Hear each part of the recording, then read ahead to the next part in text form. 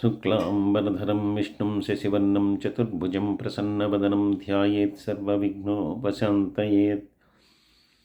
అగజానన పద్మార్కం గజాననమహర్నిశం అనేకదంతం భక్తానాం ఏకదంతం ఉపాస్మహే. వ్యాసాయ విష్ణురూపాయ వ్యాసరూపాయ విష్ణవే నమో వై బ్రహ్మనిధయే వాసిష్ఠాయ నమో నమః.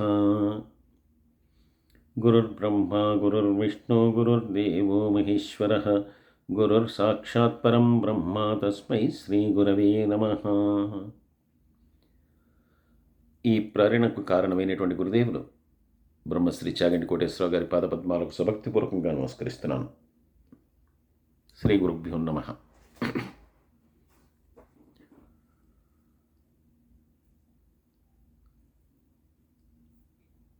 మహాభారతము,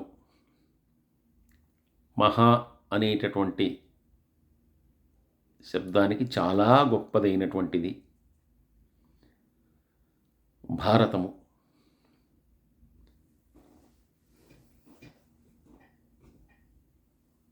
ఈ భారతాన్ని మనం తెలుసుకోపోతున్నాం. ఇంటింట ప్రతి ఒక్కరికి తెలిసినటువంటిదే మహాభారతం. అయితే మనకి తెలిసినటువంటిది సూక్ష్మంగా స్థూలమైనటువంటి విషయం మనకి తెలిసి ఉండొచ్చు, కానీ ఇటువంటి ఉద్గ్రంథములను చదివినప్పుడు కానీ, వాటిని తెలుసుకోవాలని ప్రయత్నం చేసినప్పుడు కానీ అనేకమైనటువంటి విషయాలు మనకి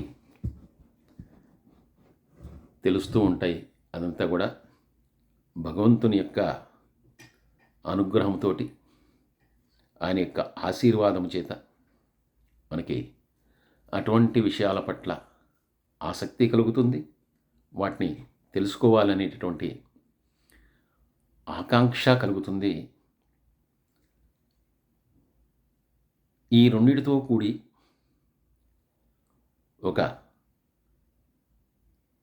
ప్రేరణ కలిగి ఏదైతే తెలుసుకున్నామో అటువంటి దానిని ఆచరణీయము చేసుకోవాలనేటటువంటి ఒక సత్సంకల్పం కూడా మనలో కలగటమే మన యొక్క ఉన్నతికి అది ప్రేరణ అవుతుంది. అష్టాదశ పురాణములు, 18 పురాణాలని వ్యాస భగవానుడు ఈ లోకానికి అందించాడు. వ్యాసాయ విష్ణురూపాయ వ్యాసరూపాయ విష్ణవే. ఆ పరమేశ్వరుని యొక్క అవతారమే వ్యాసుడు, వ్యాస భగవానుడిగా వచ్చినటువంటి వాడు. అయితే అలా వచ్చి 18 పురాణాలని రచించినటువంటి వ్యాస భగవానుడు ఈ మహాభారతము అనేటటువంటిది ఎందుకు ఈ లోకానికి అందించాడు?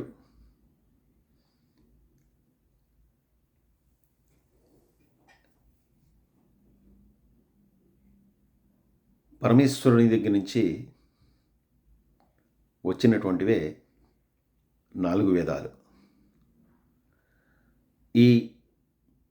అంటే పరమేశ్వరుడి దగ్గర నుంచి వచ్చినటువంటిది వేదము. వేదము అంటే ధర్మము. ఆ వేదమును 4 భాగములుగా విభజించి ఋగ్, యజుర్, సామ, అథర్వణ వేదములుగా విభజించినటువంటి వాడు వ్యాస భగవానుడు. అలా విభజించిన తర్వాత ఆ 4టిని కూడా తన యొక్క శిష్యులైనటువంటి పైలుడు, వైశంపాయనుడు, సుమంతుడు, అలాగే జైనుడు అనేటటువంటి వారికి అందజేసి ఈ చతుర్వేదములకు కూడా అనేకమైనటువంటి సూత్రములను వారి చేత రచింపజేశాడు. వేదములు అనేటటువంటివి అది గ్రంథము కాదు, కేవలం ఒకరి నుంచి ఒకరికి మాత్రమే వచ్చినటువంటివి ఆ వేదములు. అందుకే అపౌరుషీయము అని చెప్పి చెప్తారు. ఇలా వేదములను విభజించి నలుగురికి అందించిన తర్వాత బ్రహ్మగారి యొక్క ఆజ్ఞతోటి అష్టాదశ పురాణాలని, నీతి, ధర్మ, అర్థ, తత్వశాస్త్రములను, అలాగే వీటికి సంబంధించినటువంటి అనేకమైనటువంటి గాథలని, వర్ణాశ్రమ ధర్మాలని,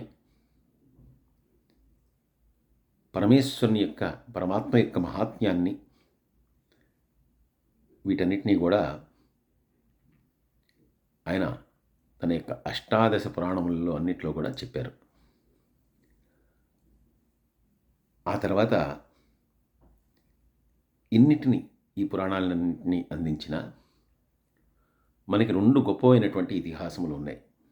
అది రామాయణము, అలాగే మహాభారతము.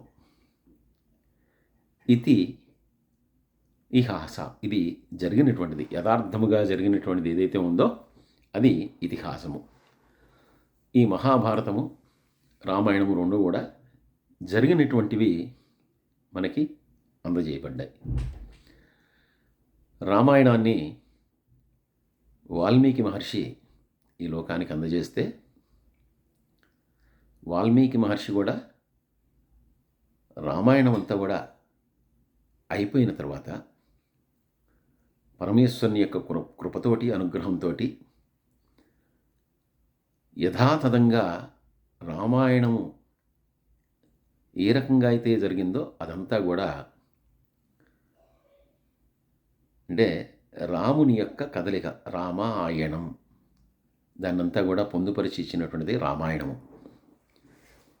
అలాగే వేదములన్నీ కూడా విభజించిన తర్వాత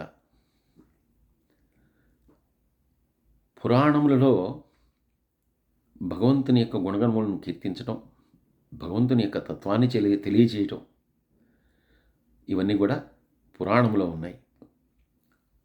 అయితే యథార్థముగా జరిగినటువంటి ఈ మహాభారతాన్ని సమస్త వేద సమ్మయముగా, సమస్త వేద సారముగా, అంటే జరిగినటువంటి విషయం, ఇన్ని పాత్రలు ఎందుకు ఇలా ప్రవర్తించవలసి వచ్చింది, ఎందుకు ఇలా ప్రవర్తించాయి, ప్రవర్తించటంలో ఉన్నటువంటి అంతరార్థం ఏమిటి అనేటటువంటి విషయాలన్నింటినీ కూడా మనకి సంపూర్ణంగా విశదీకరిస్తూ, వివరిస్తూ ఈ పాత్రలన్నీ కూడా మన మధ్య ఉండేటటువంటి పాత్రలే, అంటే ఈ లోకంలో ఉన్నటువంటివే. లోభము కానీ, మదము కానీ, మాత్సర్యము కానీ, ఇవన్నీ కూడా ప్రతి ఒక్కరిలో ఉండేటటువంటివే. అయితే వీటన్నిటినీ ఎలా అధిగమించాలి, ఏ రకంగా చేసి భగవంతుడి యొక్క అనుగ్రహాన్ని పొందాలి, ఏ రకంగా ప్రవర్తించటం వల్ల మనం ఉన్నతిని పొందుతాం, ఏ రకంగా ప్రవర్తించడం వల్ల మనం ఇబ్బందులు పడతాం, ఏ రకంగా ప్రవర్తించడం ద్వారా పూర్తిగా వినాశనాన్ని పొందుతాం అనేటటువంటిది అంతా కూడా పూర్తిగా తెలియజెప్పేటటువంటిది ఈ మహాభారతము. అటువంటి గొప్పదైనటువంటి ఉత్కృష్టమైనటువంటి గ్రంథము మహాభారతము. ఈ మహాభారతంలోనే మనకి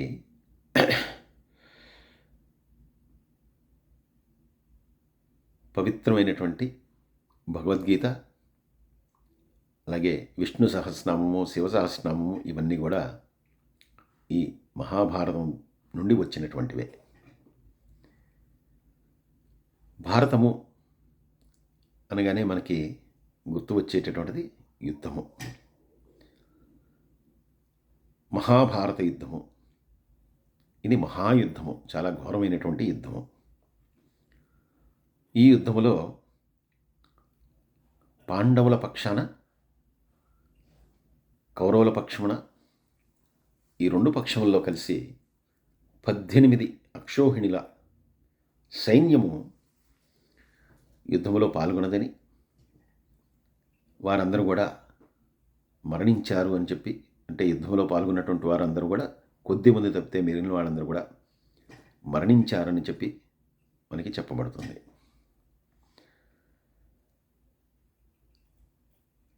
ఆ యుద్ధానికి దారితీసినటువంటి కారణములు, యుద్ధములో పాల్గొనటానికి ప్రేరేపించినటువంటి అనేకమైనటువంటి కారణములు, పాల్గొన్నటువంటి వారి యొక్క వైచిత్రి, ఇవన్నీ కూడా ఈ భారతంలో మనకి చాలా వివరంగా విశదంగా చెప్పబడ్డాయి.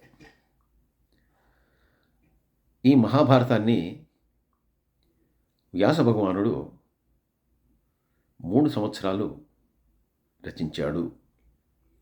అలాగే దీన్ని ఆయన చెప్తుండగా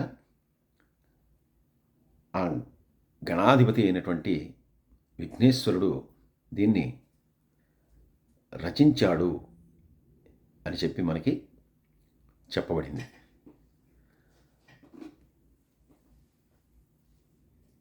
ఈ మహాభారతాన్ని రచించిన తర్వాత దీన్ని దేవతలకు తెలియచేయటానికి, స్వర్గలోకంలో తెలియచేయటానికి నారదమునీశ్వరుణ్ణి, పితృలోకంలో చెప్పటానికి దేవలుడు అనేటటువంటి మహర్షిని, గరుడ గంధర్వ యక్ష రాక్షస లోకాల్లో చెప్పటానికి సుఖమహర్షిని. ఈ సుఖమహర్షి వ్యాసుని యొక్క కుమారుడు.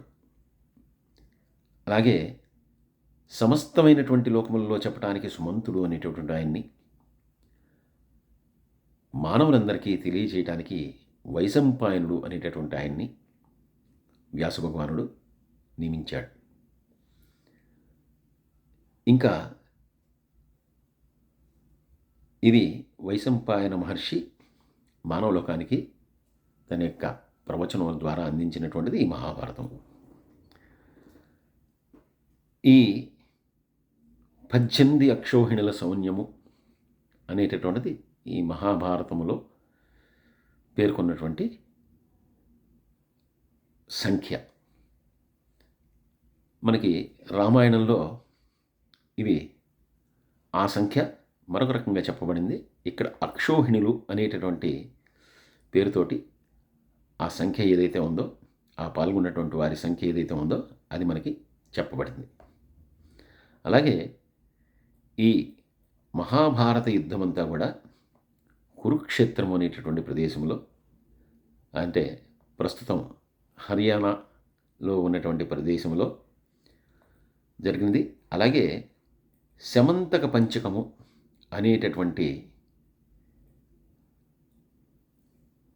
తీర్థం యొక్క దగ్గరలో ఇదంతా కూడా, ఈ మహాభారత యుద్ధం అంతా కూడా జరిగినది అని చెప్పి మనకి ఈ మహాభారతంలో చెప్పబడింది. అయితే శమంతక పంచకము అంటే ఏమిటి అంటే, త్రేతాయుగంలో అవతరించినటువంటి పరమాత్మ పరశురాముడిగా శ్రీరాముడిగా వచ్చాడు. పరశురాము అవతారంలో వచ్చినటువంటి ఆ పరమేశ్వరుడు 21 సార్లు భూమి మీద తన యొక్క ప్రయాణాన్ని కొనసాగించి క్షత్రియ వంశాన్నంతటిని కూడా నిర్మూలించాడు. ఈ క్షత్రియ వంశం అంతా కూడా నిర్మూలనం కాగా వారి యొక్క రుధిరముతోటి, రక్తముతోటి, రక్త ప్రవాహములతోటి 7 పాయలుగా అది వారి యొక్క రక్తం అంతా కూడా ప్రవహిస్తూ ఉంది. అటువంటి రక్తముతోటి పరశురాముడు తన తండ్రి అయినటువంటి జమదగ్ని మహర్షికి తర్పణములు విడిచాడు. అప్పుడు పరశురాముడు ఏ ప్రతిజ్ఞ అయితే చేశాడో దాన్ని పూర్తి చేశాడు. అలా పరశురాముని వలన చనిపోయినటువంటి శత్రువుల యొక్క రక్తము ప్రవహించినటువంటి తీర్థం ఏదైతే ఉందో అది శమంత పంచకము అనేటటువంటి పేరుతో ప్రసిద్ధి చెందింది. ఇంకా అక్షౌహిణి అంటే దీని సంఖ్య ఏమిటి అంటే 21,870 రథాలు, అదే సంఖ్యలో ఉన్నటువంటి 21,870 ఏనుగులు, మళ్ళీ వీటిని అధిరోహించి యుద్ధము చేసేటటువంటి వారు. దీనికి 3 రెట్లు 65,610 గుర్రములు, మళ్ళీ వాటిని అధిష్ఠించి యుద్ధము చేసేటటువంటి వారు. 1,09,350 మంది సైన్యము, పదాతి దళము. అంటే వీళ్ళందరూ కూడా ఎటువంటి వాహనము లేకుండా వీళ్ళందరూ కూడా నడిచి యుద్ధం చేస్తూ ఉంటారు. ఒక రథంలో రథసారథి ఉంటాడు, అలాగే రథికుడు రథాన్ని అధిరోహించినటువంటి వాడు ఉంటాడు. ఉదాహరణకి మన శ్రీకృష్ణ పరమాత్మ, అర్జునుడు, లేదంటే భీష్ముడు, కర్ణుడు, శల్యుడు, ఇలా వీళ్ళందరూ కూడా రథములో ఉండి యుద్ధం చేసేటటువంటి వాళ్ళు. అలాగే ఏనుగుల మీద ఉండి యుద్ధం చేసేటువంటి వాళ్ళు భీముడు మొదలైనటువంటి వాళ్ళందరూ కూడా. అలాగే గుర్రముల మీద ఉండి యుద్ధం చేసేటటువంటి వాళ్ళు 1,09,350 మంది పదాతి దళము. ఇదంతా కలిపితే కనుక ఒక అక్షౌహిణీ సైన్యము. ఇటువంటిది 18 అక్షౌహిణుల సైన్యము ఈ మహాభారత యుద్ధంలో పాల్గొన్నది. దీనికి ప్రేరేపించినటువంటి కారణం ఏమిటి? అసలు ఎందుకు ఇంతటి మహాయుద్ధం జరిగింది? ఎందుకు ఇంతమంది అందరూ కూడా నశించిపోయారు? ఎందుకు ఇలా జరగవలసి వచ్చింది? ఎందుకు దీన్ని ఎవరు కూడా ఆపలేకపోయారు అంటే దీని వెనక అనేకమైనటువంటి కారణములు. అవన్నీ కూడా ఈ మహాభారతంలో చాలా విశదంగా వివరించబడ్డాయి. ఇంకా మహాభారత యుద్ధాన్ని ప్రారంభిస్తున్నాడు.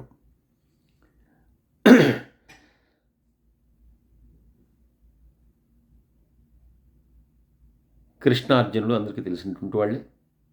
అలాగే అర్జునుని యొక్క కుమారుడైనటువంటి వాడు అభిమన్యుడు. అభిమన్యుడు యుద్ధంలోనే మరణించాడు.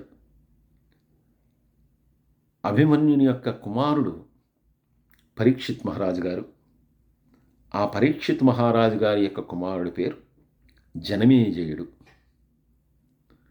అసలు మహాభారతము ఎందుకు వచ్చింది, ఎలా వచ్చింది అంటే జరిగినదే, కానీ లోకానికి ఎలా అందించబడింది, అసలు లోకానికి ఎలా తెలియజేయబడింది, జరిగింది జరిగినట్టుగా ఎవరు కూడా అప్పట్లో దాన్ని రికార్డు చేయటమో, రాయటమో, ప్రత్యక్ష ప్రసారం చేయటమో జరగలేదు. మహాభారత యుద్ధం అనేటటువంటిది జరిగినదంతా కూడా తర్వాత ఇలా జరిగినది అని చెప్పబడింది. అది ఎలా అంటే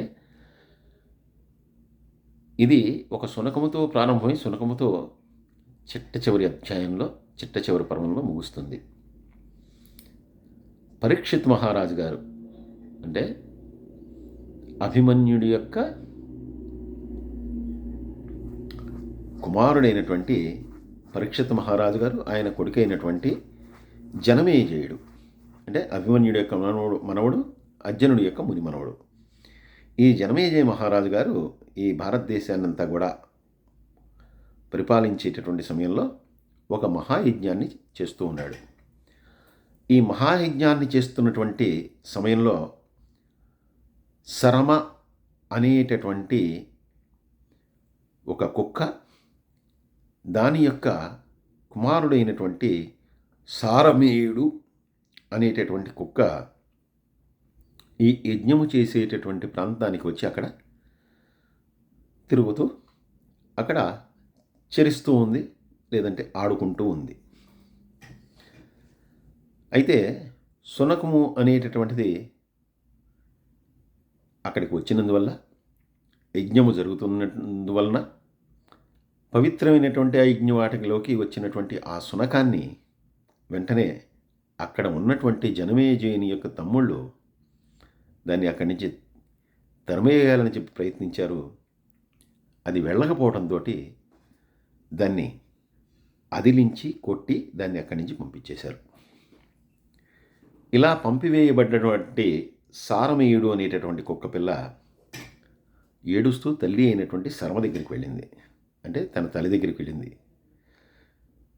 వెళ్ళి జరిగిన విషయం అంతా కూడా చెప్పింది. ఇలాగా నేను జనమేజయ మహారాజు గారు చేస్తున్నటువంటి యజ్ఞవాటికలో తిరుగుతున్నాను. అక్కడ ఏ పదార్థాన్ని ముట్టుకోలేదు, వాళ్ళకి ఎటువంటి అవరోధాన్ని కలగలించలేదు, ఏ రకమైనటువంటి ఇబ్బంది పెట్టలేదు. అయినా కూడా నేను అక్కడ ఉండటం సహించలేనటువంటి జనమేజయుని తమ్ముళ్ళందరూ కూడా నన్ను అక్కడ నుంచి తరిమి కొట్టారు.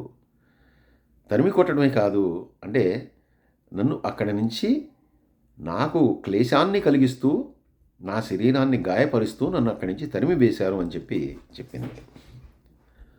దాంతో తల్లి అయినటువంటి శర్మకి కోపం వచ్చి జనమేజయ మహారాజు దగ్గరికి వెళ్ళింది. వెళ్ళి అసలు నీ తమ్ముళ్ళకి ఏదైనా విచక్షణ ఉందా? నువ్వు ఈ యజ్ఞాన్ని ఎందుకు చేస్తున్నావు? లోక కళ్యాణం కోసం చేస్తున్నావు. అంటే ఏ దైవ కార్యమైనా మనం చేసేది మన అభ్యున్నతి కోసం, అలాగే అందరూ కూడా బాగుండాలని, లోకమంతా కూడా మంగళప్రదంగా సౌఖ్యముగా ఉండాలని. అంతేగాని ఏది కూడా కేవలం వారి కోసం వారు చేసుకునేటటువంటి సాంప్రదాయం మన హిందూ సాంప్రదాయంలో లేదు.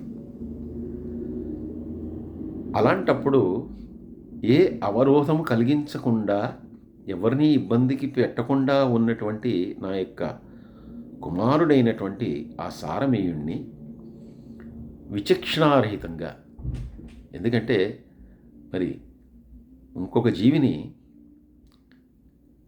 ఇబ్బంది పెట్టడం అనేటటువంటిది ధర్మం కాదు. కానీ ఎటువంటి విచక్షణ లేకుండా ఆ సారమేయుణ్ణి నీ తమ్ముళ్ళందరూ కూడా ఇబ్బంది పెట్టారు. కాబట్టి మహారాజా, ఇలా వాళ్ళని ఇబ్బంది పెట్టినటువంటి ఫలితం ఏదైతే ఉందో అది ఊరుకునే పోదు. ఏ రకంగా అయితే ఏ అపకారం చేయనటువంటి నా యొక్క కుమారుడికి నీ తమ్ముళ్ళందరూ కలిసి అపకారం చేశారో, నీకు నీ వంశానికి కూడా అదే రకంగా అకారణంగా, మీరు ఏ కారణముతో చేయకపోయినా కూడా అకారణంగా మీ మీదకు వచ్చేటువంటి ఆపదలన్నీ పడతాయి. ఇది నేను శోకముతోటి, వ్యధతోటి, బాధతోటి చెప్తున్నటువంటి మాట అని చెప్పి ఆ సురమ వెళ్ళిపోయింది. సరే, కుక్క చెప్పినటువంటి మాట విన్నాడు. దాన్ని పెద్దగా తలకెక్కించుకోలేదు. యాగాన్ని పూర్తి చేశాడు. తిరిగి హస్తినాపురానికి వచ్చేశాడు. సుఖంగా కాలాన్ని గడుపుతున్నాడు. ఇలా కాలము గడుపుతున్నటువంటి జనమేజయుడికి ఒకానొక సమయంలో ఈ కుక్క చెప్పినటువంటి మాటలు గుర్తొచ్చాయి. ఎందుకంటే అఖండమైనటువంటి భారతాన్ని పరిపాలిస్తున్నటువంటి జనమేజయుడికి కొన్ని సమస్యలు, దాంతో ఏమి జరిగిందా అని విశ్లేషించుకున్నటువంటి ఈయనకి ఆ సునమ రావటం, యజ్ఞములో జరిగినటువంటి ఒక తప్పుని చెప్పటం, దీనివల్ల నీకు అనేకమైనటువంటి ఆపదలు కలగబోతాయి అనేటటువంటి విషయాన్ని కూడా చెప్పటం, ఇవన్నీ గుర్తొచ్చి వెంటనే దీనికి ఏమి చేయాలి అని చెప్పి అందరినీ కూడా సంప్రదించాడు. తన యొక్క గురువులని, పురోహితుల్ని, వీళ్ళందరూ కూడా సంప్రదించి జరిగినటువంటి తప్పుకి శాంతి చేద్దాం అని చెప్పి అనుకుని దానికి శృతశ్రవణుడు అనేటటువంటి ఆయన్ని ఎంపిక చేసుకున్నాడు. ఆయన్ని ఎంపిక చేసుకుని ఆయనకి నమస్కారం చేసి, ఇలా ఒక పొరపాటు జరిగింది, దానికి శాంతి చేద్దాం అనుకుంటున్నాను.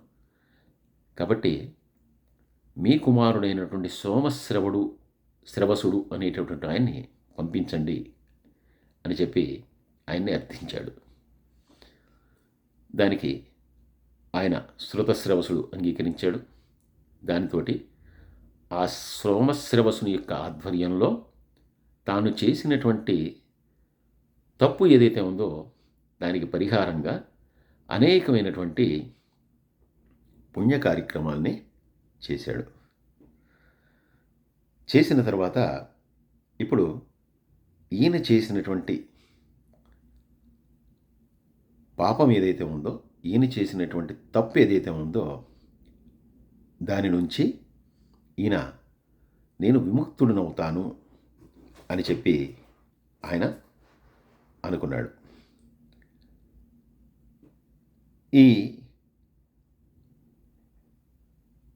ఇదంతా కూడా అంటే అసలు ఈ యాగం చేయటానికి కానీ, అంతకుముందు ఈ జన్మేజయుడు ఇలా యజ్ఞం చేయటానికి కానీ, లోక కళ్యాణం ఒక కారణమైతే మరొక కారణం ఉంది.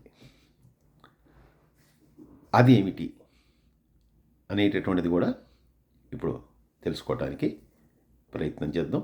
సర్వే జనా సుఖినో భవంతు, సమస్త లోకా సుఖినో భవంతు. స్వస్తి.